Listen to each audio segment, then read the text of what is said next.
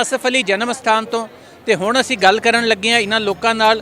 ਇੱਕ ਤੇ ਇੱਥੇ ਬਾਬਾ ਜੀ ਦਾ ਜਿਹੜਾ ਦਰ ਆਏ, ਇੱਥੇ 500 ਤੋਂ ਵੱਧ ਕਮਰੇ ਆ, ਪੱਕੇ ਕਮਰੇ 500 ਹੀ ਇੱਥੇ ਟੈਂਟ ਵਿਲੇਜ ਹੁੰਦੇ ਆ ਜਿਹੜੇ ਕੈਬਨਨੁਮਾ ਕਮਰੇ। ਅੱਛਾ, ਇਹ ਹੋ ਗਿਆ 1000, ਉਹਦੇ ਵਿੱਚ 4-4 5-5 ਲੋਕ ਇੱਕ ਕਮਰੇ 'ਚ ਰਹਿੰਦੇ ਆ। ਪਰ ਇੱਥੇ ਲੋਕ ਆਉਂਦੇ ਆ 1000 ਹਾਂ, ਤੇ ਬੜੀ ਦੂਰੋਂ ਵੀ ਆਉਂਦੇ ਆ, ਤੇ ਇਸ ਲਈ ਜਿਹਨੂੰ ਜਿੱਥੇ ਥਾਂ ਲੱਭਦਾ ਵਾ ਉਹ ਉੱਥੇ ਬਿਸਤਰਾ ਪਾ ਲੈਂਦਾ ਵਾ, ਕੰਬਲ ਰੱਖ ਲੈਂਦਾ ਤੇ ਬਹਿ ਜਾਂਦਾ।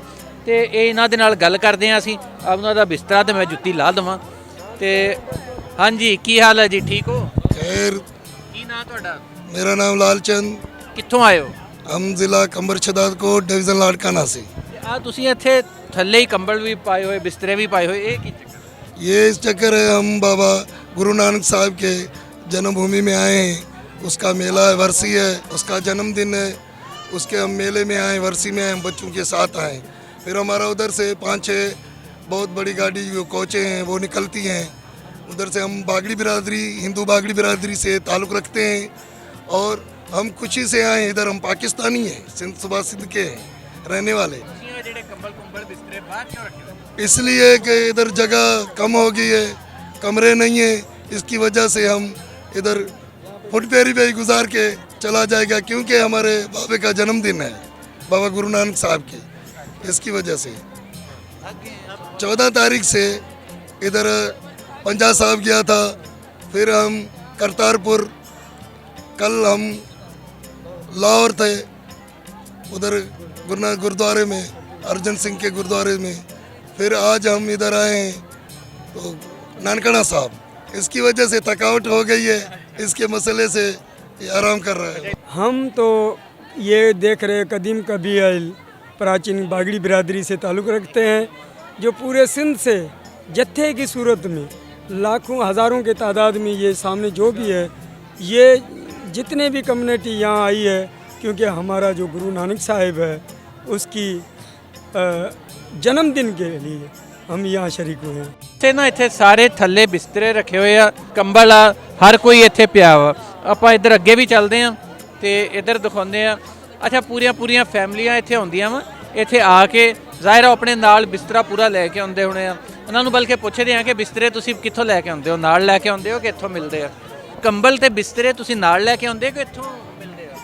बेनज़ीर के गांव से उधर से ले कंबल कंबर करी केतरी ले यार ਇਹ ਆਪਣਾ ਬਿਸਤਰੇ ਬੁਸਤਰੇ ਨਾਲ ਲੈ ਕੇ ਆਉਂਦੇ ਹੋ? नाल लेके आए नाल हाँ। लेके आए नाल लेके आए, उधर से थोड़ा घना लेके आए, एक आदमी से एक कंबल लेके आया है। ਅੱਛਾ, ਉਹ ਕਹਿੰਦੇ ਜੀ ਅਸੀਂ ਆਪਣੇ ਕੰਬਲ ਨਾਲ ਲੈ ਕੇ ਆਏ ਆ। ਅੱਛਾ, ਇੱਧਰ ਆ ਦੇਖੋ ਜੀ, ਆ ਦੇਖੋ ਇਹ ਤੁਸੀਂ ਇੱਥੇ ਇੱਧਰ ਵੀ ਐਵੇਂ ਹੀ ਆ। ਅੱਛਾ, ਉਹ ਕੰਬਲ ਵੀ ਲੈ ਹੋਏ ਆ ਉੱਤੇ, ਸਾਰਿਆਂ ਨੇ ਆਪੋ ਆਪਣਾ, ਇਹ ਨਹੀਂ ਕਿ ਪੂਰਾ ਨਾ ਸਿਸਟਮ ਹੁੰਦਾ ਨਾਲ। ਆ ਦੇਖੋ ਤੁਸੀਂ, ਆ ਇੱਕ ਫੈਮਿਲੀ ਦਾ ਇਹਨਾਂ ਸਮਾਨ ਆ। ਯਾਨੀ ਇਹ ਬਾਬੇ ਦਾ ਜਿਹੜਾ ਜਨਮ ਦਿਨ ਨਾ, ਇੱਥੇ ਪੂਰਾ ਇੱਕ ਜਸ਼ਨ ਦਾ ਸਮਾਂ ਹੁੰਦਾ ਵਾ। ਇੰਨੇ ਲੋਕ ਆਏ ਹੁੰਦੇ ਆ, ਹਰ ਪਾਸੇ ਬੈਠੇ ਹੁੰਦੇ ਆ। ਅੱਛਾ, ਆ ਦੇਖੋ, ਆ ਇੱਥੇ ਮੈਂ ਆਇਆ ਤੇ ਇਹ ਵੀ ਦੇਖੋ ਕੰਬਲ ਲੈ ਕੇ ਬੱਚੇ ਵੀ ਪਏ ਆ, ਅੰਮਾ ਜੀ ਵੀ ਬੱਚਿਆਂ ਦੇ ਨਾਲ ਕੰਬਲ ਲੈ ਕੇ। ਤੇ ਇਹ ਨਹੀਂ ਕਿ ਪੂਰਾ ਭਰਪੂਰ ਤਰੀਕੇ ਦੇ ਨਾਲ ਨਾ, ਦੇਖੋ ਹਰ ਕੋਈ ਇਹਨੂੰ ਬੜਾ ਇਹਦੀ ਇੱਥੇ ਆਉਂਦੇ ਆ ਲੋਕ, ਤੇ ਵਾਕਈ ਇਹ ਦਿਨ ਮਨਾ ਕੇ ਜਾਂਦੇ ਆ। ਅੱਛਾ, ਇੱਧਰ ਆਓ, ਤੁਹਾਨੂੰ ਇੱਧਰ ਦਿਖਾਲਦੇ ਆ ਯਾਨੀ ਕਿੰਨਾ ਸਮਾਨ ਲੋਕ ਨਾਲ ਲੈ ਕੇ ਆਉਂਦੇ ਆ। ਅੱਛਾ, ਆ ਦੇਖੋ, ਇਹ ਨਾ ਇੱਥੇ ਇੱਧਰ ਆਏ ਆ ਮੈਂ, ਤੇ ਉਹ ਬਕਾਇਦਾ ਤੌਰ 'ਤੇ, ਅੱਛਾ ਉੱਦਾਂ ਤੇ ਹੁੰਦਾ ਨਾ ਕਿ ਆਉਂਦੇ ਆ ਤੇ ਬੜੇ ਸਾਦਾ ਹੁੰਦੇ ਆ ਲੋਕ। ਇਹ ਇੱਥੇ 4-5 ਕੁੜੀਆਂ ਮੇਕਅਪ ਕਰਦੀਆਂ ਪਈਆਂ ਬੈਠੀਆਂ। हम सिंध से आए हैं, बाबा गुरु नानक से दर्शन पाने हम आए हैं, सिंध से आए। लाड़काने से आए, हाँ सिंध लाड़काने से, ये भुट्टे वाले गांव से आए हैं।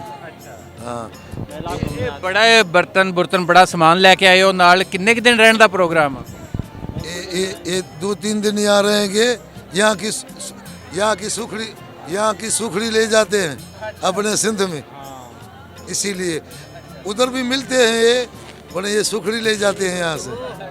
हाँ, अच्छा, आ देखो, ये मैं ਤੁਹਾਨੂੰ ਅਸਲ 'ਚ ਦਿਖਾਲ ਰਿਹਾ ਸੀਗਾ, ਇਹ ਹੈ ਬਾਹਰਲਾ।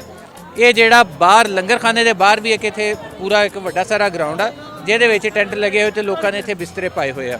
ਤੇ ਇਹ ਇੱਥੇ ਰਹਿਣ ਵਾਲੇ ਜਿਹੜੇ ਕਮਰੇ ਆ ਉਹ ਵੀ ਦੇਖਦੇ ਹਾਂ ਜਾ ਕੇ ਉਹ ਕਿੱਥੇ ਆ ਕਿਵੇਂ ਆ, ਤੇ ਹੋਰ ਕਿੱਥੇ ਕਿੱਥੇ ਲੋਕ ਰਹਿ ਰਹੇ ਉਹ ਵੀ ਦੇਖਦੇ ਆ। ਬਹਰਾਲ ਆਹ ਦੇਖ ਲਓ ਆ ਪੂਰਾ ਇੱਕ ਸਿਸਟਮ ਬਣਿਆ ਹੋਇਆ ਵਾ। ਅਸਲ 'ਚ ਗੱਲ ਇਹ ਹੈ ਕਿ ਫਕੀਰਾਂ ਦਾ ਜਿਹੜਾ ਦਰ ਹੁੰਦਾ ਵਾ ਨਾ, ਉੱਥੇ ਆਉਣ ਵਾਲਿਆਂ ਲਈ ਕੋਈ ਇਹ ਸ਼ੈ ਨਹੀਂ ਹੁੰਦੀ ਕਿ ਕਿੱਥੇ ਪੈਣਾ, ਸਾਨੂੰ ਕੋਈ ਪ੍ਰੋਟੋਕੋਲ ਮਿਲੇ, ਸਾਨੂੰ ਕੋਈ ਮੰਜਾ ਬਿਸਤਰਾ ਪਲੰਘ ਹੀ ਮਿਲੇਗਾ ਤੇ ਅਸੀਂ ਪੈਣਾ, ਜਿੱਥੇ ਥਾਂ ਲੱਭਦਾ ਫਿਰ ਉੱਥੇ ਪੈ ਜਾਂਦੇ ਆ। ਤੇ ਇਹ ਵਾਕਈ ਫਕੀਰਾਂ ਦਾ ਇਹ ਵੀ ਬਾਬੇ ਦਾ ਦਰ ਆ, ਤੇ ਇੱਥੇ ਜਿਹੜਾ ਹੁੰਦਾ ਜਿਵੇਂ ਹੁੰਦਾ ਤੇ ਇੱਥੇ ਫਿਰ ਪੈ ਜਾਂਦਾ।